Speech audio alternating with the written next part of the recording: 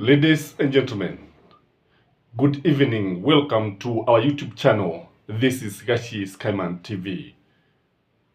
Today, the Kikuyus don't just go and see William Samoei Ruto, the President of the Republic of Kenya, anyhow, anytime they want, wherever they want. They go with appointments which are actually booked and rarely comes, and they are not really allowed to go and see William Samoei Ruto.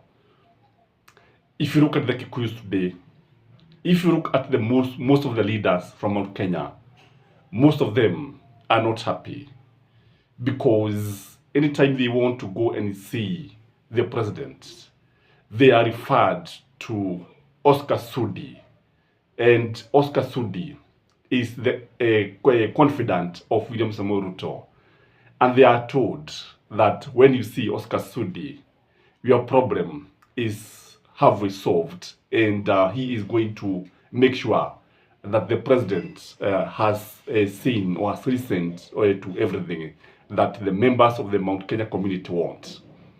This has not been going well, and none other than Degwa Jiro also alluded to the same on his Twitter handle, and this is something that has been happening in the mountain, and that is why you rarely see them even following William Samoei Ruto wherever he's going. When he was declared the President of the Republic of Kenya, the first year, they would accompany him wherever he was going. They would follow him. They would try to own him. They would possess him. And they would make him look like he's the President of Mount Kenya alone. Rigathi Gachagua would not utter any other words other than our president, my boss, president wetu, rais wetu. Siku hizi ukichunguza kwa udani utaona mambo ni tofauti. Only two leaders have unlimited access to the president. That is the leader of the majority, who is the Kikuyu member of parliament, Kimani Ichung'wah, and Kiharu member of parliament, Ndindi Nyoro. The two have unfettered access or unlimited access to the head of state. All the others have to go through what we call William Samoei Ruto's emissaries or brokers. And what are the reasons that have made this to happen? What really changed? If you are joining this channel for the first time, at this juncture, please like this video and subscribe if you are not subscribed to this channel. So number one is because William Samoei Ruto has realized that times has changed. The support of the mountain has changed. Hapo beleni kulikuwa na uungwaji mkono ambao ulikuwa karibu 100%, kwa sababu hata wengi ambao hawakuwa wamemchagua wakati alitawazwa kuwa rais wa 5 wa Jamhuri ya Kenya, wengi walijitolea na kuamua kumuunga mkono, but they did not know who was the real William Samoei Ruto. And with the time, they discovered that William Samoei Ruto is not what they thought he was. William Samoei Ruto was not the kind of leader that many people thought he was, because many people thought that he was an advocate of the hustlers. Many people thought that having gone to school without shoes, he was going to take care of them. He was going to protect their interest. But this one did not happen, and he changed so fast. And the moment they realized that he had changed, they also changed. So the fact that William Samoei Ruto now realized that he doesn't have the support of the mountain, and even the 2027 is not guaranteed, he also chose not to give them a priority, and he keeps the people who are given priority are his tribesmen, are the Kalenjin people, are the people from Rift Valley. Those are the people who will actually go and see William Samoei Ruto anytime they want, as long as there is time. Number two is that power has gone to William Samoei Ruto's head. And now that power has gone into his head, because some of these people, just like wakati wa Daniel Toroitich arap Moi, there are people who wanted Daniel Toroitich arap Moi to be the president of the Republic of Kenya, Akira Jojo, so that they could be able to manipulate him, because they thought he was a weak president. In fact, they thought it would be a core presidency.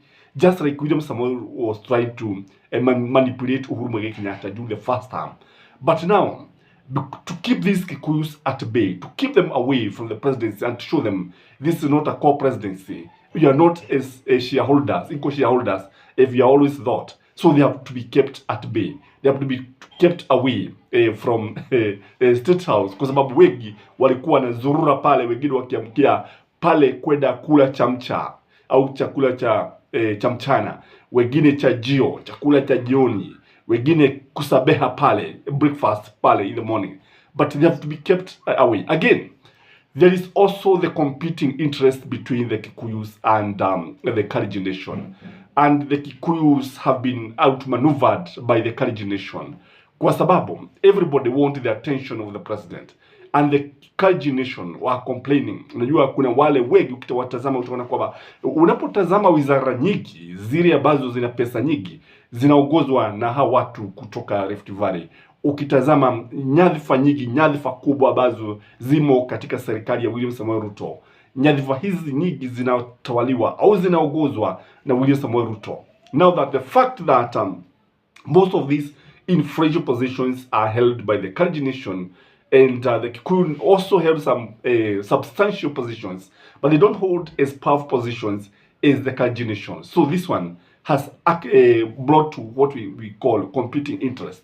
And with competing interests, because you see, these Kalenjin guys will always talk to William Samoei Ruto with their language, watazungumza kwa lugha yao, and wakati wa Kikuyu wanaenda pale kusema atirere tukwenda atia. Kile ambacho kinatokea hapa, hawa watu wameshazungumza. There is also the issue of mistrust. William Samoei Ruto strongly believe that the Kikuyus are not genuine. William Samoei Ruto strongly believe that the Kikuyus voted for him because they wanted to exploit him. And because he spent a lot of money campaigning in the mountain, he gave a lot of money in churches through Harabes. Now, he sponsored some of these candidates.